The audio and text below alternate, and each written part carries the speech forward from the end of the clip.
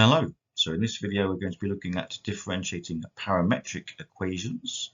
That's equations that have y and x in terms of a third parameter, and we're going to be using the chain rule again. So in order to find out dy by dx when y and x are in terms of t, for example, we can find dy by dt and dx by dt, and then by reciprocating the dx by dt we can combine it with the dy by dt to get our expression for dy by dx. So as I said, parametric equations are two equations for x and y given in terms of a third parameter, and we normally use the letter t for polynomials and the Greek letter theta for trigonometric functions. So for example, we could have the polynomial x equals 5t minus 8t squared with y equals 3t plus 1 all cubed, or we could have x equals sine 2 theta and y equals 4 minus tan theta. So you might be asked, for example, to plot a graph or at least sketch a graph. And to do that, you could find coordinates for different values of t or for theta. You could find out where the curve meets the axes by plotting x or y equal to 0. Or you could find out what happens as t or theta tends towards plus or minus infinity. And then you can also look for turning points and other features that, of course, differentiation may enable you to determine. Now, of course, this video is part of the differentiation series, so we are more focused in this video on how we differentiate parametric equations and then what we might do with them in terms of, for example, tangents and stationary points and so on. On the first slide it said dy by dx was equal to dy by dt times dt by dx, which is true. Another way of writing that, if you prefer, is to say that dy by dx is equal to dy by dt divided by dx by dt. Of course, multiplying by a reciprocal is the same as dividing, so they are equivalent to each other. It's just a different way of writing it and a different way of thinking about it. So I'm sure you'll be very happy to hear that I've got 5 examples for you in this video. In our first one, x is equal to e to the power of 3t minus t to the power of 4, and y is equal to t squared sine t, and we've been asked to find an expression for dy by dx. In questions like this, it's very common to expect the answer to be in terms of t rather than x. So starting off, we can work out dx by dt by differentiating. We get 3e to the 3t using the chain rule for e to the 3t, and we get minus 4t cubed. To differentiate y with respect to t, we can use the product rule. We can say that u equals t squared and v equals sine t, which means that du by dt is 2t and dv by dt is cos t, and then we can do uv dash is t squared cos t, and vu dash is 2t sine t, and we can add them together. So dy by dt is t squared cos t plus 2t sine t. And then if we think about dy by dx being dy by dt divided by dx by dt, we can simply write dy by dt as the numerator and dx by dt as the denominator and stop there. For our second example, we have to do slightly more than find dy by dx. We also have to find the equation of the normal when t equals 2 and the gradient when x is 15 and we're told that t is less than 0. Notice that x is 2t squared minus 3, so it's possible in theory for there to be 2 different values of t for which x will be 15. So for part A we can start in the same way. We can work out dy by dt, which is just 3t squared plus 2, and we can find dx by dt, which is just 4t, and then we can divide dy by dt by dx by dt, and our expression for dy by dx is 3t squared plus 2 over 4t. For part B, we've got to find the equation of the normal when t equals 2.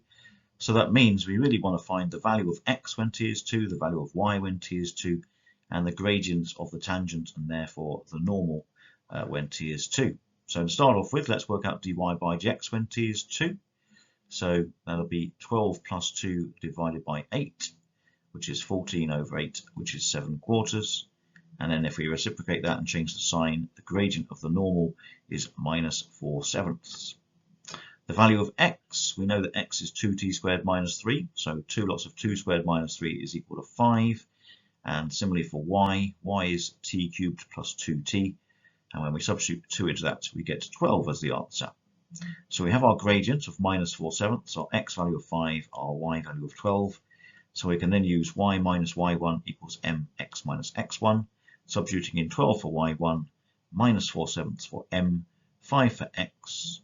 That gives us what it says, but if we wanted to rearrange it so that all the coefficients were integers, we could times by 7 and expand the brackets, and then by moving everything to the side which makes it positive, we end up with 4x plus 7y equals 104. And then for part C, find the gradient when x is 15, given that t is less than 0. So we can substitute 15 into the x equation. So 15 equals 2t squared minus 3. If we add 3 divided by 2, we get t squared equals 9. So t is plus or minus 3. But as I say, we know that t is less than 0, so we have to choose the negative option. So t is negative 3. And then to find the gradient, we can substitute that value of t back into dy by dx, 3t squared plus 2 over 4t, which gives us 27 plus 2 on the numerator, 4 times minus 3 on the denominator, giving a final answer of minus 29/12.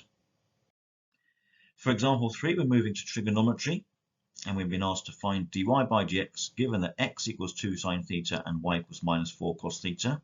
And as well as that, we need to find the smallest possible value for theta, for which the gradient is 2√3. Let's start by finding an expression for dy by dx. So we can do dy by d theta by differentiating minus 4 cos theta. That gives us 4 sine theta, because cos becomes negative sine, so negative cos becomes a positive sine. Dx by d theta is 2 cos theta, and then dividing dy by d theta by dx by d theta gives us dy by dx. So 4 sine theta over 2 cos theta. 4 divided by 2 is 2. Sine over cos is tan. So our simplest expression possible for dy by dx is 2 tan theta.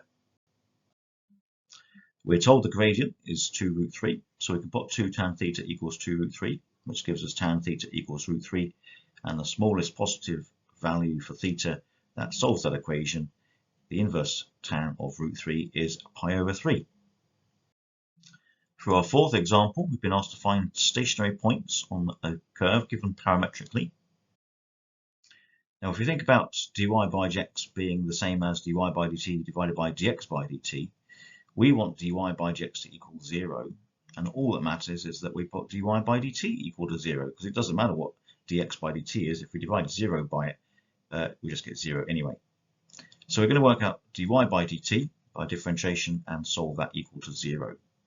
So if y equals t to the 4 plus 5 minus 8t squared plus 4t cubed, differentiating that gives us 4t cubed minus 16t plus 12t squared. We put that equal to 0. We can divide through by 4. We can factorize it until we get t bracket t plus 4 bracket t minus 1 equals 0. And hence there are 3 answers for t, 0, 1 and minus 4.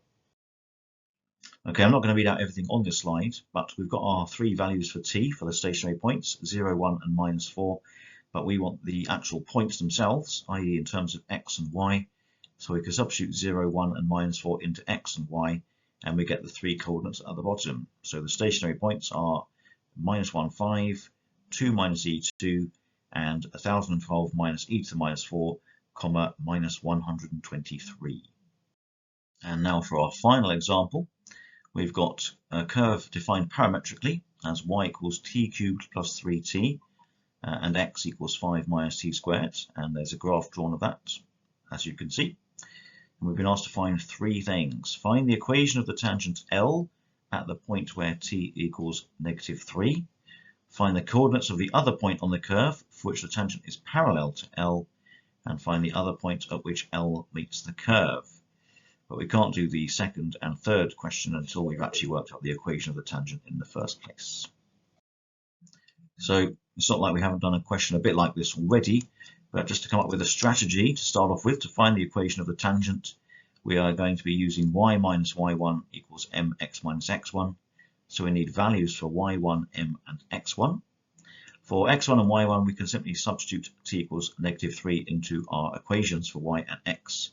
But to work out the gradient, we're going to need to differentiate parametrically and then substitute t equals negative 3 into the value of or function for dy by dx. So x1 is going to be 5 take away the square of negative 3, which is negative 4, and y1 is going to be negative 3 cubed plus 3 lots of negative 3, which is negative 36. And then for dy by dx, we need to divide dy by dt by dx by dt. So that's 3t squared plus 3 over negative 2t. And when we substitute negative 3 into that, we get 5. So we want y minus y1 equals mx minus x1. y1 is negative 36, m is 5, x1 is negative 4. Substituting that and rearranging it, we can work out that y is equal to 5x minus 16. So that's our tangent. So for the second part of the question, we've been asked to find the coordinates of the other point on the curve for which the tangent is parallel to L. So on the previous slide, we worked out that dy by dx was equal to 5 when t was negative 3, which gave us the tangent equation y equals 5x minus 16. So we know we're dealing with a gradient of 5. And we've got an expression for dy by dx, 3t squared plus 3 over negative 2t. Okay, that's already given us 5 when t is minus 3, but we have got a t squared in there, so it looks like there could be another value of t for which the answer, or for which it equals 5. So we're going to solve the equation 3t squared plus 3 over negative 2t equals 5. So if we times both sides by negative 2t, move the minus 10t, move that over to the left, so we've got positive 10t, so 3t squared plus 10t plus 3 is 0. We can factorize that and solve it, and we get two answers for t. One of them, it should say negative 3, not plus 3, but we know that is the value that we've been working with. And then the other value for t is negative 1/3, so that is the other value of t, which gives us a gradient of 5. So then we can substitute negative 1/3 into our expressions for x and y, giving us a coordinate of 14 over 3 and minus 28 over 27. And now for the final part of this example, find the other point at which L meets the curve. Now if we think about simultaneous equations in the past where we might have had two straight lines or a quadratic curve and a straight line, to find out where curves and lines intersect each other, we can do that simultaneously. So that's what we're going to do here with our parametric and our straight line. So L has the equation y equals 5x minus 16, but we also want to find out where it meets the curve at another point, so we can substitute the expressions for y and x into the tangent equation. So rather than y, we've got t cubed plus 3t. Rather than x, we've got 5 minus t squared. So altogether, we've got t cubed plus 3t equals 5 lots of 5 minus t squared minus 16. So we have merged the straight line equation, the tangent, with the parametric curve, merge it into one thing. So multiplying out the brackets and rearranging it to make it equal 0, we get t cubed plus 5t squared plus 3t minus 9 equals 0. Now we could use the factor theorem, for example, to factorize that, but we already know that t plus 3 is a factor, and it turns out because t equals minus 3 gives us a tangent, we've actually got t plus 3 squared as two of the factors, if you like. So on that basis, there's only one factor left, and we did know there was only one other point at which L would meet the curve. So the third factor is t minus 1, from which t equals 1. And then, just as we already have before, we can substitute that value into our expressions for x and y to get the coordinate. So when t is 1, x is 5 take away 1, which is 4, and y is 1 plus 3, which also equals 4. So the other point at which L meets the curve is 4, 4. Thank you.